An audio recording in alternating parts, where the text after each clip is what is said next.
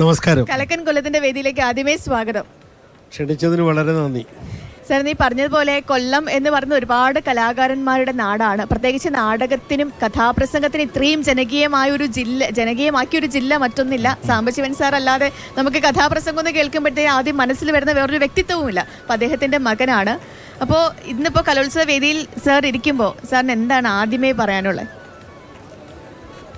ഇതൊരു സൗഭാഗ്യമായിട്ടാണ് ഞാൻ കണക്കാക്കുന്നത്. കൊല്ലത്ത് 62ാമത്തെ സ്കൂൾ യുവജനോത്സവം വന്നു എന്നത് കഥാപ്രസംഗകരെ സംബന്ധിച്ചിടത്തോളം ഒരു പ്രത്യേക സന്തോഷം നൽകുന്ന സാഹചര്യം കൂടിയുണ്ട്.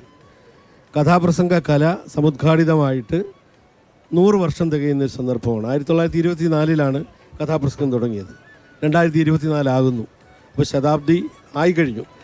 അപ്പോൾ ശതാബ്ദി വർഷത്തിൽ കൊല്ലത്തിൻ്റെ കലയായ കഥാപ്രസംഗം ഇവിടെ വരുന്നു എന്ന് പറയുന്നത് ഒരു ആഹ്ലാദിരേഖമാണ് ഞങ്ങൾക്കൊക്കെ ഉണ്ടാക്കുന്നത്. ഞാൻ ചോദിക്കട്ടെ, സാറ് കുട്ടിയായിരിക്കുമ്പോൾ സാംബശിവൻ്റെ കൂടെ കഥാപ്രസംഗ വേദികളിലോ പോവുകയോ കേൾക്കുകയൊക്കെ ചെയ്തിട്ടുണ്ടോ? കുട്ടിയായിരിക്കുമ്പോൾ എനിക്ക് എൻ്റെ കൃത്യമായ ഓർമ്മ ഒഥല്ലോ എന്ന അദ്ദേഹത്തിൻ്റെ മാസ്റ്റർ പീസ് കഥാപ്രസംഗമുണ്ട്. അത് ഞങ്ങളുടെ ഗ്രാമത്തിൽ ഒരു പൈതോടി ക്ഷേത്രം എന്ന് പറഞ്ഞ ക്ഷേത്രത്തിൽ അദ്ദേഹം അവതരിപ്പിക്കുന്നു. അന്ന് അദ്ദേഹത്തിൻ്റെ വിരൽത്തുമ്പിൽ പിടിച്ചാണ് ഞാൻ ഉത്സവസ്ഥലത്തേക്ക് പോയത്. വീട്ടിൽ എല്ലാവരും ഉണ്ട്. രാത്രി അദ്ദേഹം ഒരു വലിയ ടോർച്ചും ഒക്കെ തെളിച്ച് ആ ഗ്രാമവഴിയിലൂടെ അങ്ങനെ വിരൽ തുമ്പിൽ പിടിച്ച് പോകുന്നത് ഓർമ്മയുണ്ട്. പിന്നത്തെ ഒരു ഓർമ്മ എന്ന് പറയുന്നത്, ഇത് എനിക്ക് 5 വയസ്സ് പോലും തികഞ്ഞിട്ടില്ലാത്തൊരു കാലമാണ്. അപ്പോൾ എൻ്റെ പിന്നത്തെ ഓർമ്മ അദ്ദേഹം വേദിയിൽ നിൽക്കുകയും പറയുകയും പാടുകയും നൃത്തലാസ്യങ്ങൾ കാണിക്കുകയും ജനങ്ങൾ ഇളകി മറിയുകയും ചെയ്തു. അപ്പോൾ അതിര് കടന്ന സദസ്സാണ്. ആ കാലത്ത് കഥാപ്രസംഗം വിളിച്ചുകൂട്ടിയ തരത്തിലുള്ള സദസ്സുകൾ ഇന്നില്ല തന്നെ. അവരെ ശരിക്ക് അദ്ദേഹം ഇളക്കി മറിക്കുകയാണ്, കയ്യിലിട്ട് അമ്മാനമാടുകയാണ്. അതിൽ ഏറ്റവും വലിയ, ഇപ്പോഴാലോചിക്കുമ്പോൾ ഏറ്റവും വലിയൊരു സവിശേഷതയായിട്ട് എനിക്ക് തോന്നുന്നത്, നാനാ കഥാപാത്രങ്ങളെ വളരെ മിതമായ വ്യത്യാസങ്ങളിൽ അവരുടെ ശബ്ദം പോലും അവരുടെ രൂപം ധ്വനിപ്പിക്കത്തക്ക നിലയിലുള്ള ശബ്ദ വ്യതിയാനങ്ങൾ അദ്ദേഹം വരുത്തി എന്നുള്ളതാണ്. ഇതിൻ്റെ ക്ലൈമാക്സ് രംഗം പിന്നീട് ഞാൻ അവതരിപ്പിച്ചൊരു കഥയാണിത്.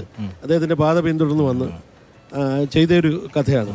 അതിൻ്റെ അവസാനത്തെ രംഗം എങ്ങനെ പറഞ്ഞ് അവസാനിപ്പിച്ചു എന്ന് എനിക്കിപ്പോഴും അറിയില്ല, പറയുമ്പോഴും അറിയില്ല. അതൊരു പ്രത്യേക ഇൻവോൾവ്മെൻ്റാണ്. കാരണം 4-5 കഥാപാത്രങ്ങൾ ഇങ്ങനെ വരുന്നു.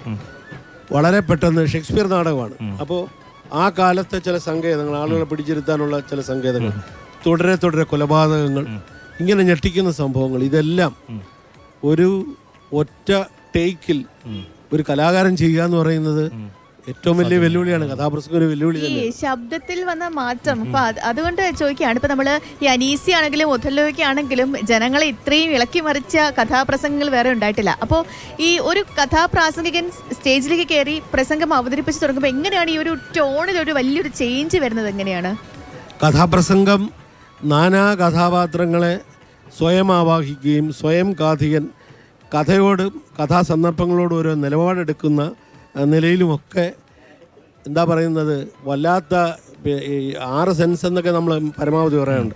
അതിലേറെ സെൻസസുമായിട്ട് അലേർട്ടായിട്ട് നിൽക്കുന്ന ഒരു കാഥികനാണ്, ഒരാളാണ്, ഒരു കലാകാരനാണ് കഥാപ്രസംഗം. എനിക്ക് തോന്നുന്നത് കഥാപ്രസംഗത്തിന് എന്തെങ്കിലും പ്രതിസന്ധി ഉണ്ടായിട്ടുണ്ടെങ്കിൽ ഇങ്ങനെയുള്ള സിദ്ധികൾ ഒത്തിണങ്ങി വരുന്ന ആളുകൾ കുറവാണ്. കാരണം സാംബശിവനാണ് ഒരു എക്കാലത്തെയും റോൾ മോഡൽ എന്ന് പറയുന്നത്. അപ്പോൾ ആ തരത്തിലുള്ള ഒരാളുണ്ടായി വരണം. അപ്പോൾ അങ്ങനെ കഥാപ്രസംഗകൻ വന്ന് ഈ മഹാസദസ്സിനെ സംബോധന ചെയ്ത് സംസാരിക്കുമ്പോൾ അവരോട് സംസാരിക്കുമ്പോൾ ആദ്യം ഒരു ഇൻട്രൊഡക്ഷനോ വല്ല ആയിരിക്കും. പക്ഷേ കഥയിലേക്ക് പ്രവേശിക്കുമ്പോൾ കഥാപാത്രങ്ങൾ സംസാരിക്കുന്നു.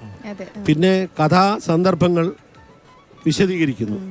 അതിൽ പിന്നെ പലരും പറയുമ്പോൾ നേരത്തെ നമ്മൾ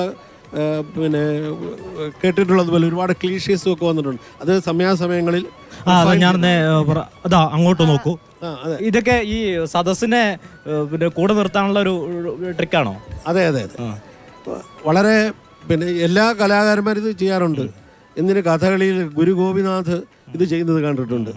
ഈ സദസ്സിൽ നിന്ന് കർണൻ നടന്നു വരുന്നത് അല്ലെങ്കിൽ കുന്തി നടന്നു വരുന്നതൊക്കെ എൻ്റെ കുട്ടിക്കാലത്ത് ഞാൻ ഉത്സവപ്പറമ്പിൽ കണ്ടിട്ടുണ്ട്. അപ്പം ഇത് കലാകാരന്മാരെല്ലാം അവലംബിക്കുന്നതാണ്. ഇത് കഥാപ്രസംഗത്തിലാകുമ്പോൾ ഈ പറഞ്ഞ വചനമല്ലാതെ വാക്കല്ലാതെ മറ്റൊരു വിദ്യയില്ല. അതുകൊണ്ട് ആ വാക്കുകളിൽ മിക്കവാറും ഈ പ്രസന്റ് ടെൻസിൽ കാര്യങ്ങൾ പറഞ്ഞിട്ട് അങ്ങോട്ട് നോക്കൂ. അത് ക്ലീഷേ എന്നൊക്കെ നിങ്ങൾ പറയുമെങ്കിലും ക്ലീഷേ എന്ന് പറയാനൊക്കാത്ത വിധം നമ്മളത് വളരെ ഉചിതമായിട്ട് വേദിയിൽ പിന്നെ ഉപയോഗിക്കാറുണ്ട്. സാറിന് അച്ഛൻ്റെ പെട്ടെന്ന് നമ്മുടെ മനസ്സിൽ ചെറുപ്പത്തിൽ മനസ്സിലേക്ക് ആദ്യം വന്ന ഒരു അച്ഛൻ്റെ ഏതെങ്കിലും ഒരു ശകലം കഥാപ്രസംഗ ശകലം ഓർമ്മയുണ്ടോ? പെട്ടെന്ന് നമ്മുടെ മനസ്സിൽ വന്നൊരു കാര്യം ഉണ്ടാവുമല്ലോ. അച്ഛൻ 55 കഥകൾ അവതരിപ്പിച്ചിട്ടുണ്ട്, വ്യത്യസ്തങ്ങളായിട്ടുള്ള 55 കഥകൾ. ഇതിൽ നല്ലൊരു പങ്ക് ഞാൻ പുനരവതരിപ്പിച്ചിട്ടുണ്ട്. അത് ഒന്നാലോചിച്ചാൽ എങ്ങനെ സാധിച്ചു എന്നുള്ള വീണ്ടും ഒരു സംശയം എനിക്കുണ്ട്. ഇപ്പൊ ഏത് പറയണം എന്ത് പറയണം എന്നൊക്കെയുള്ള കൺഫ്യൂഷനുണ്ട്. പക്ഷേ ഏറ്റവും അധികം ആകർഷിച്ചിട്ടുള്ളത് അദ്ദേഹത്തിന്റെ അവതരണ ഗാനങ്ങളാണ്. ഈ കഥാപ്രസംഗത്തിന്റെ ഒരു വളരെ പ്രധാനപ്പെട്ട ഐറ്റമാണ് അവതരണ ഗാനം. എനിക്ക് ഈ അവതരണ ഗാനങ്ങളെ കുറിച്ചായിരുന്നു ഞാൻ ഇടയ്ക്ക് തടസ്സപ്പെടുത്തിയല്ലേ. അവതരണ ഗാനങ്ങളെ കുറിച്ചാണ് സാറ് പറഞ്ഞിരുന്നത്. അവതരണ ഗാനങ്ങൾ കേൾക്കുകയും ചെയ്യും. അപ്പോൾ സാറിനെ ആ സ്വാധീനിച്ച അവതരണ ഗാനം ഒന്ന് കേൾക്കാം നമുക്ക്. ഇത് ഒരിക്കൽ അച്ഛൻ ഉപേക്ഷിച്ചതാണ്. അദ്ദേഹം ഈ ബിസി ഷെഡ്യൂളിൽ 2-3 പ്രോഗ്രാം ചെയ്യുമ്പോൾ ഈ 5 മിനിറ്റ് അവതരണ ഗാനത്തിലൂടെ ഉപയോഗിച്ച് കഴിഞ്ഞാൽ അടുത്ത പ്രോഗ്രാമിന് പോകാൻ ഒരു ടൈം ടൈറ്റ് ആകുമെന്നുള്ള ഒരു വളരെ നിസ്സാരമായ കാര്യത്തിൻ്റെ പേരിലാണത് ഉപേക്ഷിച്ചത്. പക്ഷേ ഈ ഇംപ്രസ് ചെയ്യാൻ വേണ്ടി ആ ശ്രദ്ധ ഉടൻ കേന്ദ്രീകരിപ്പിച്ച് കൊണ്ടുവരാൻ വേണ്ടിയാണ് ഇത് കൊണ്ടുവന്നിട്ടുള്ളത്. അപ്പം ഞാൻ പ്രവേശിക്കുമ്പോൾ ഞാൻ അച്ഛനോട് പറഞ്ഞു അത് റിവൈവ് ചെയ്തെങ്കിലോ. വേണ്ട എന്ന് ആദ്യം പറഞ്ഞു. ഒരു രാത്രി കഴിഞ്ഞ് അടുത്ത ദിവസം രാവിലെ അത് റിവൈവ് ചെയ്തോളൂ ആലോചിച്ചിട്ട് അദ്ദേഹം പറഞ്ഞു. അങ്ങനെ അന്ന് ഞാൻ അച്ഛൻ്റെ തന്നെ ഒരു അവതരണ ഗാനമാണ് അവതരിപ്പിച്ചത്. ഇപ്പോൾ പുതിയ കഥയുടെ കൂടെ അച്ഛൻ്റെ ഒരു അവതരണ ഗാനം തന്നെ വീണ്ടും അവതരിപ്പിക്കുന്നുണ്ട്. അതിങ്ങനെയാണ്: സ്നേഹഗായക വരൂ ഭവാൻ ജനജീവിതോത്സവ ഗാഥയുമായി. സ്നേഹഗായക വരൂ ഭവാൻ ജനജീവിതോത്സവ ഗാഥയുമായി. പ്രേമമാധുരി പകരും നിന്മണി വീണതരികൻ കൈകളിൽ നീ. പ്രേമമാധുരി പകരും നിന്മണി വീണതരികൻ കൈകളിൽ നീ. സ്നേഹഗായക വരൂ ഭവാൻ ജനജീവിതോത്സവ ഗാഥയുമായി. ഉയർന്നു നിൽപ്പു നമ്മുടെ ക്ഷേത്രം സംസ്കാര ക്ഷേത്രം. ഉയർന്നു നിൽപ്പു നമ്മുടെ ക്ഷേത്രം സംസ്കാര ക്ഷേത്രം. ജാതിമത ഭേദങ്ങൾ തീണ്ട സമുന്നത ക്ഷേത്രം. ജാതിമത ഭേദങ്ങൾ തീണ്ട സമുന്നത ക്ഷേത്രം. നമ്മുടെ സംസ്കാര ക്ഷേത്രം. ആ സ്നേഹഗായക വരൂ ഭവാൻ ജനജീവിതോത്സവ ഗാഥയുമായി. ജനജീവിതോത്സവ ഗാഥയുമായി. സാർ, അതുപോലെ ഈ നമ്മുടെ കഥാപ്രസംഗത്തിനിടയിലുള്ള ഗാനങ്ങളുണ്ടല്ലോ. ഇപ്പോൾ 20-ാം നൂറ്റാണ്ടിലെ ആണെങ്കിൽ കൽക്കത്ത നഗരം എനിക്കത്, കൽക്കത്ത നഗരം എനിക്കെന്നും കൽക്കത്ത നഗരം കൽക്കണ്ടക്കനിയാണെന്നും അതൊക്കെ ഉള്ള ആ ഗാനങ്ങൾ, ഇതൊക്കെ സാംബശിവൻ സാർ തന്നെ എഴുതുന്നതാണോ ചിട്ടപ്പെടുന്നതാണ്? അതെ, അദ്ദേഹം അടിസ്ഥാനപരമായിട്ട് അദ്ദേഹം കവിയായിരുന്നു. കവിയാകണമെന്ന് ആഗ്രഹിച്ച ആളാണ്. പിന്നെ ഈ ജീവസന്ധാരണത്തിന്റെ വഴിയിൽ ഇങ്ങനെ ഒരു കലയുമായി അദ്ദേഹം മുമ്പോട്ട് പോകേണ്ടി വന്നു. ഓക്കെ, തോന്നുന്നു സാർ. നമുക്കിപ്പോൾ കലോത്സവ വേദികളിലൊക്കെയാണ് കൂടുതൽ കഥാപ്രസംഗങ്ങൾ കേൾക്കാൻ പറ്റുന്നത്. അന്യം നിന്ന് പോകുന്നു എന്ന് പറയാൻ പറ്റില്ലെങ്കിൽ കൂടി ഈ കഥാപ്രസംഗ വേദികൾ കുറഞ്ഞു വരികയാണ്. അപ്പോൾ സാറിൻ്റെ ഇപ്പോൾ നമ്മൾ പറയുകയാണെങ്കിൽ മഹാഭാരതം, അതേപോലെ ഐൻസ്റ്റീൻ, അതൊക്കെ ഇപ്പോഴും ആളുകൾ ചോദിച്ച് കേൾക്കുന്ന കഥാപ്രസംഗങ്ങളൊക്കെയാണ്. അപ്പോൾ സാറിൻ്റെ കഥാപ്രസംഗ വിശേഷങ്ങൾ, ഇനി വരാൻ പോകുന്ന പുതിയ കഥാപ്രസംഗം ഏതാണ്, അതൊക്കെ കേൾക്കാൻ നമ്മുടെ പ്രേക്ഷകർ കാത്തിരിക്കും. ഒരു കാര്യം കൂടി ഉണ്ട്, വേദികൾ കൂടുന്നുണ്ടോ കുറയുന്നുണ്ടോ? അതിലൊരു വ്യക്തത വരേണ്ടതുണ്ടല്ലേ. അതിങ്ങനെ അതിശീത ദന്തുരം എന്ന് കവി പറഞ്ഞതുപോലെ ഏറ്റക്കുറച്ചിലുണ്ട്. അത് ഒരു സമയത്ത് നന്നായി ഉയർന്നു പോയിട്ടുണ്ട്, പിന്നെ വേദികൾ കുത്തനെ ഇടിഞ്ഞിട്ടുണ്ട്. ഇപ്പോൾ അത് പിക്കപ്പ് ചെയ്ത് വീണ്ടും വരുന്നു, ഒരു തരംഗം പോലെ അങ്ങനെ വരുന്നു. അപ്പോൾ സാറിന്റെ കഥയിലേക്ക് വരാം, പുതിയ കഥയിലേക്ക്. എൻ്റെ പുതിയ കഥ ടോൾസ്റ്റോയുടെ ഗോഡ് സീസ് ദ ട്രൂത്ത് ബട്ട് വെയിറ്റ്സ്. അതൊരു വളരെ പ്രസിദ്ധമായ ചെറുകഥയാണ്. അത് കുട്ടികൾക്ക് വേണ്ടി ആദ്യം തയ്യാറാക്കിയതാണ്. പിന്നെ ഓൾ ഇന്ത്യ റേഡിയോയ്ക്ക് കുറച്ചുകൂടെ എക്സ്റ്റെൻഡ് ചെയ്തു. അപ്പോൾ ഞാൻ വിചാരിച്ചു എന്തുകൊണ്ട് ഈ വർഷം ടോൾസ്റ്റോയെ തന്നെ അവതരിപ്പിച്ചുകൂടാ. കാരണം കഥാപ്രസംഗത്തിനൊരു മേൽഗതി ഉണ്ടാക്കിയത് ടോൾസ്റ്റോയുടെ ദി പവർ ഓഫ് ഡാർക്ക്നെസ് അഥവാ അനീസിയാണ്. അപ്പോൾ ടോൾസ്റ്റോയ്ക്ക് ഒരു ട്രിബ്യൂട്ട്, അത് അവതരിപ്പിച്ച എൻ്റെ പിതാവിൻ്റെ ഒരു ട്രിബ്യൂട്ട്, അങ്ങനൊരു കഥ ഞാൻ ഈ ഓച്ചിറ വൃശ്ചികോത്സവത്തിൽ അവതരിപ്പിച്ച് തുടങ്ങി, ഇപ്പോഴും അവതരിപ്പിച്ചുകൊണ്ടിരിക്കുകയാണ്. അപ്പം അത് വ്ളാഡിമിർ എന്ന് പറയുന്ന ഒരു പട്ടണത്തിലാണത് കഥ ആരംഭിക്കുന്നത്. വ്ളാഡിമിർ ഒരു പുരാതന റഷ്യൻ നഗരമാണ്.